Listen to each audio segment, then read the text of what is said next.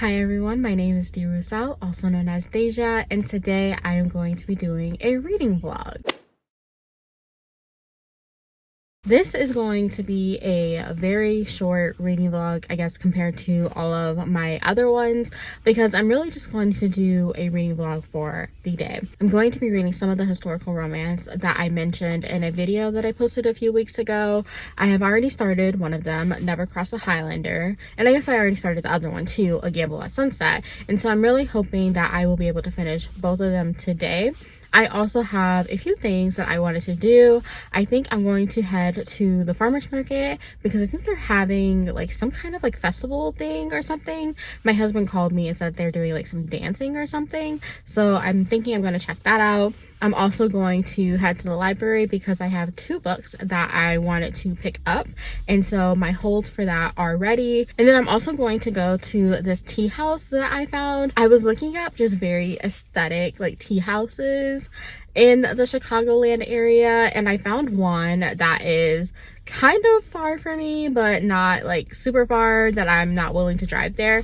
So I'm going to head over there and see what I think about like their tea and everything. I was going to head to the park today, but it is kind of cloudy and I'm thinking it's going to rain a little bit later, so I'm not sure if I'm going to go to the park. Plus I still have a lot of other things that I need to do, so I don't know, we'll just see where the day takes us. But as of now, those are the 3 things that I'm thinking I'm going to do, so let's go ahead and get into it.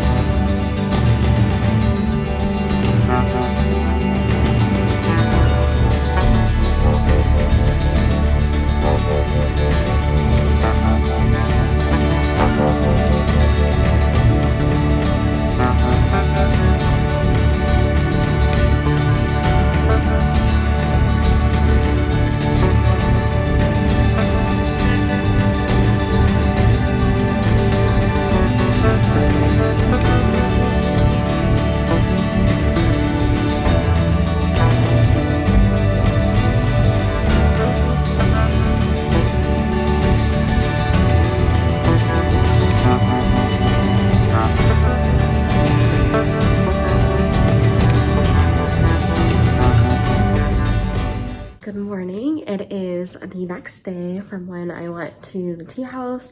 I didn't actually get to sit down in the tea house because they didn't really have a lot of like seating space, and it was actually getting like very busy and people were definitely trying to take pictures and stuff with all of the beautiful trees and stuff. So I just ended up getting my tea, taking some video shots, and then like just leaving. But it was a nice little shot. I really liked the tea that I got. It was like a mango peach tea, I believe, and I guess you could have had like boba in the bottom of it, but I don't really like boba, so I didn't get that. But I still really liked what I had, and I thought the cups were really cute. It was just really a whole vibe. I actually ended up spending a lot more time in the library as well.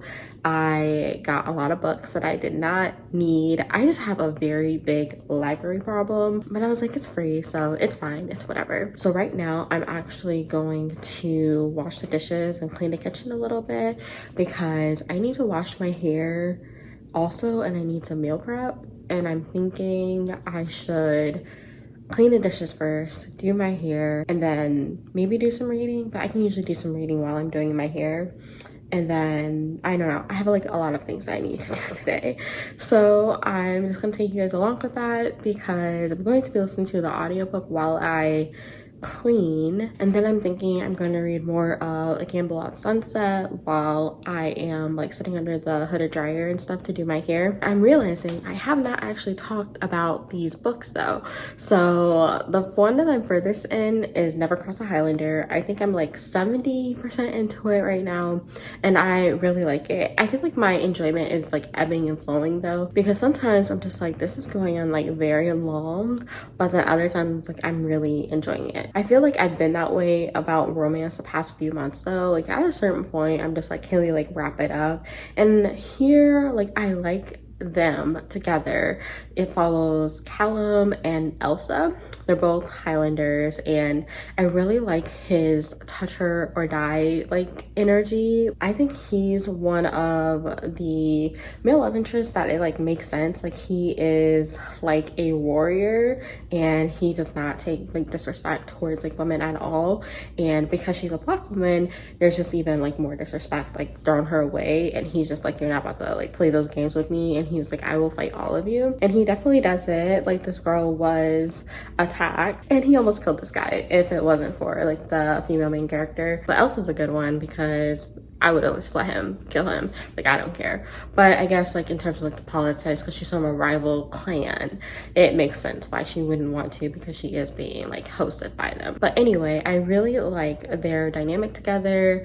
I'm feeling like I'm low-key getting kind of tired of like the headstrong, like feisty girl main character. I feel like that's just like so common these days. And while I don't mind it, I think that that dynamic is starting to get played out for me. Not to say that there's anything wrong with these two characters, because like I said, like they're fine. But I know I'm gonna finish that one today because I'm listening to it like 2-3 times speed. So I will definitely finish that.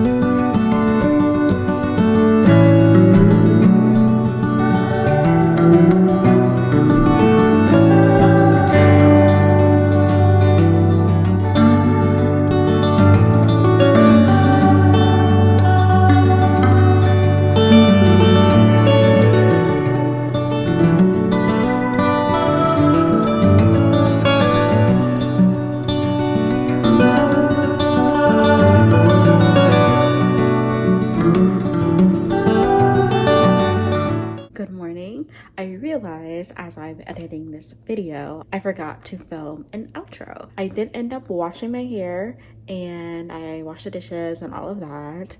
I also did finish Never Cross a Highlander, and I feel like I'm going to give it like 4, maybe 4.5 stars, because I just really loved Callum.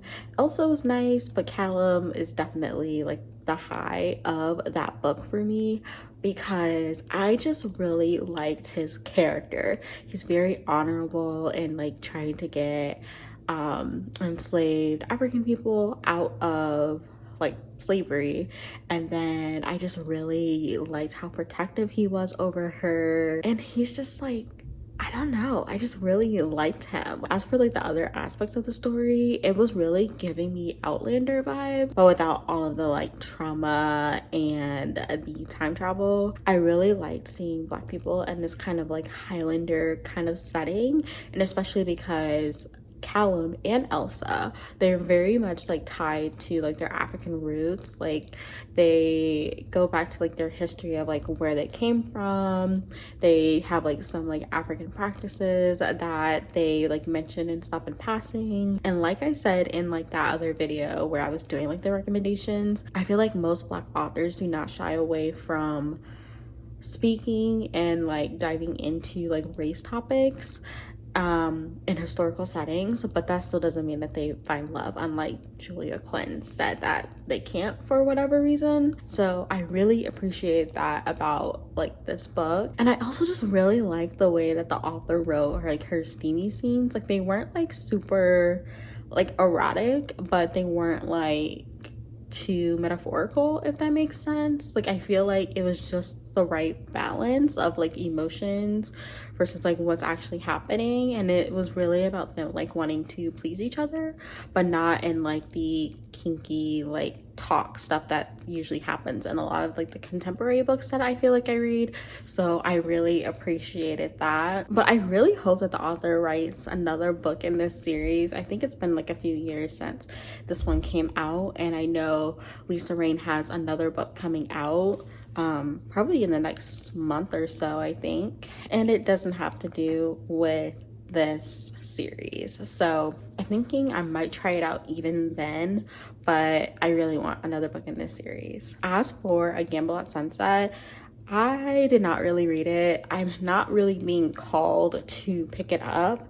I'm like 25% into the story, and I'm just not really connecting to it. I'm thinking that I don't really like Vanessa Riley's historical romance. Like it feels like it's written very different from her historical fiction, and I understand that in terms of like genre conventions and stuff, but like I don't know, I'm just not called to it. This also follows kind of like a headstrong, sassy character, which like I said before, I'm kind of getting tired of reading, but that's not the only thing that I'm not really liking about the story. I didn't really like the beginning. Like I feel like they were really placing emphasis on like the sister and this duke, and it was like, why are we placing emphasis on them when they're not really going to be the main characters? And then there's the male main character, which I actually like him. He's kind of like a soft guy. Like he is a musician, just very sweet, very quiet, doesn't really like talk much,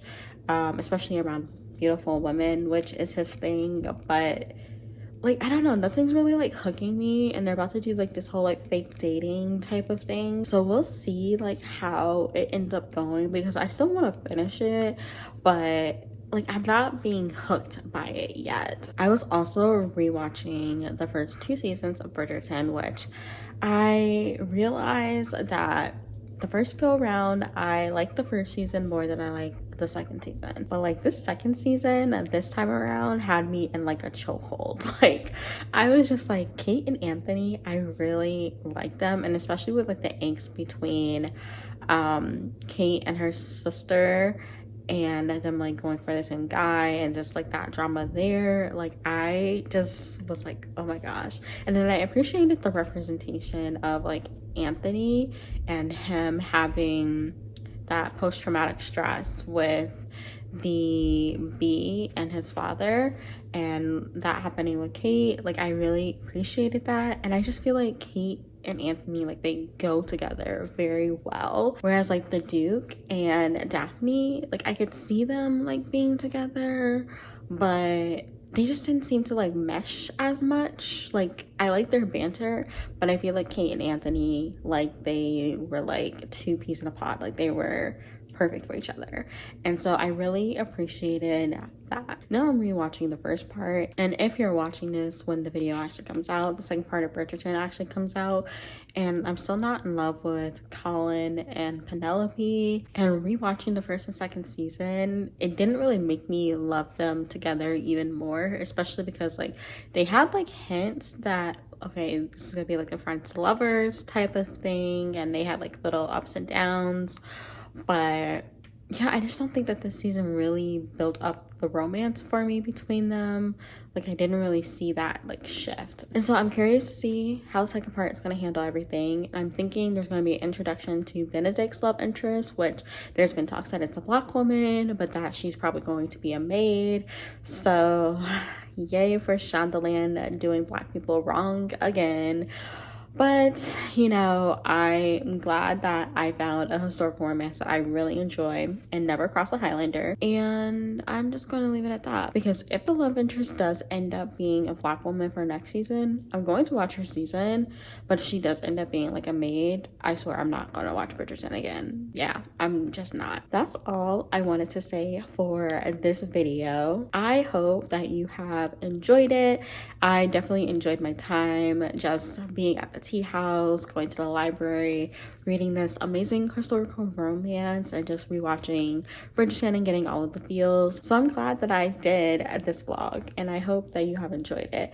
If you did, please leave a umbrella emoji or tell me like your predictions about Bridgerton or anything like that, or even recommend a historical romance that you really enjoyed. But until next time, I will see you in my next video. Bye.